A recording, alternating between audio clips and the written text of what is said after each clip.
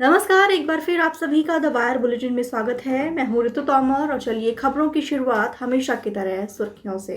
तबलीगी जमात पर media coverage को लेकर केंद्र की दलीलों से सुप्रीम कोर्ट नाराज, फिर मांगा हलफनामा। सुप्रीम कोर्ट और आंध्र हाई कोर्ट के जजों पर अपमानजनक टिप्पणी करने पर सीबीआई ने मामला दर्ज किया। करीब 40% बालगृहों में बच्चों की शारीरिक और भावनात्मक प्रताड़ना से बचाने की व्यवस्था नहीं, और महिला आयोग अध्यक्ष के बढ़ते लव जिहाद के मामले के दावे के बाद आयोग ने कहा कि ऐसा कोई डेटा उपलब्ध नहीं।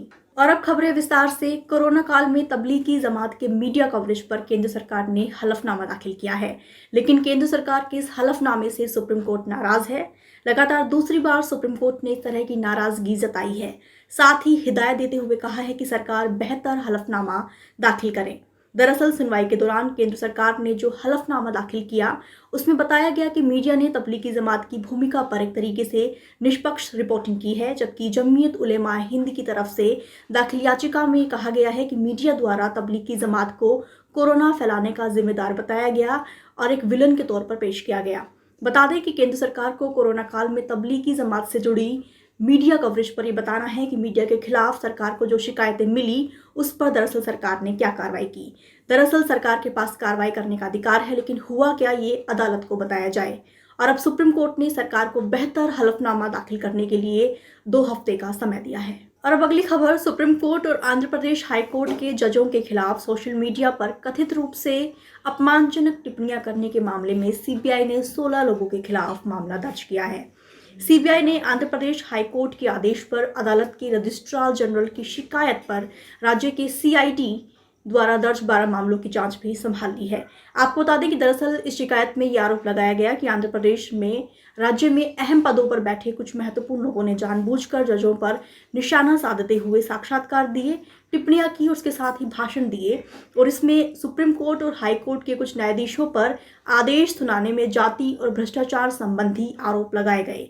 आपको ये भी बता दें कि उन्होंने आंध्र प्रदेश हाई कोर्ट के न्यायाधीशों द्वारा हाल ही में सुनाए गए फैसलों और आदेशों को लेकर फेसबुक और ट्विटर जैसे सोशल मीडिया माध्यमों पर जजों के खिलाफ धमकाने वाले और अपशब्दों का भी इस्तेमाल किया और अपशब्द भरे पोस्ट किए। दरअसल आंध्र प्रदेश हाई कोर्ट ने 12 अक्टूबर को सीबीआई को मामले की जांच का और इसके साथ ही 8 सप्ताह में सीलबंद लिफाफे में रिपोर्ट जमा करने का निर्देश दिया था। और अब रुक करते हैं अगली खबर की तरफ। सरकार की सामाजिक ऑडिट रिपोर्ट से पता चला है कि देश भर के 2764 बाल गृह संस्थाओं में बच्चों को किसी भी प्रकार के शारीरिक या फिर भावनात्मक शोषण से बचाने के लिए पर्याप्त व्यवस्था नहीं है, जिससे बच्चों को आघात का सामना करना पड़ता है।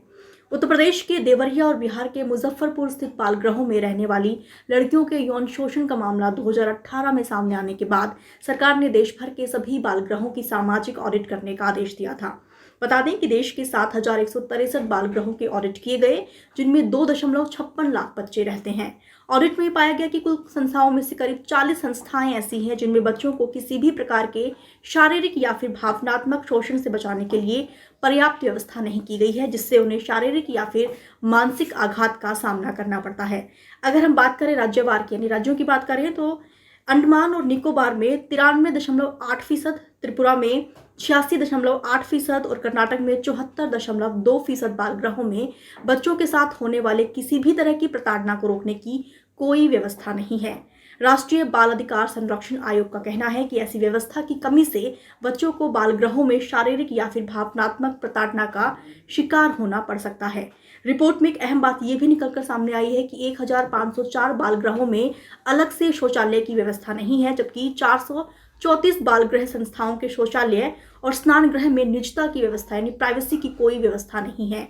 वहीं पर 3773 बाल गृहों में सफाई, उम्र और मौसम के हिसाब से कपड़े और अन्य सामान की भी कमी है। और अब बुलेटिन की आखिरी खबर। सूचना के अधिकार यानी आरटीआई के तहत पूछे गए एक सवाल के जवाब में राष्ट्रीय महिला आयोग ने कहा है कि उनके पास लव जिहाद से जुड़ा कोई भी डेटा मौजूद नहीं है।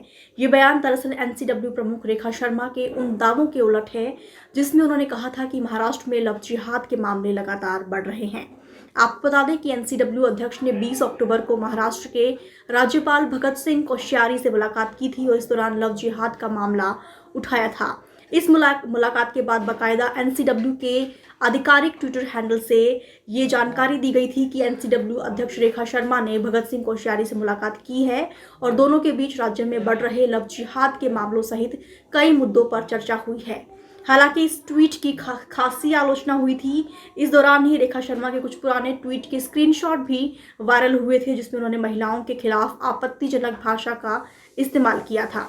आपको बता दें कि सामाजिक कार्यकर्ता साकेत गोखले ने दरअसल बॉम्बे हाईकोर्ट में याचिका दायर कर रेखा शर्मा को एनसीडब्ल्यू के अध्यक्ष पद से हटाने का भी आग्रह किया था।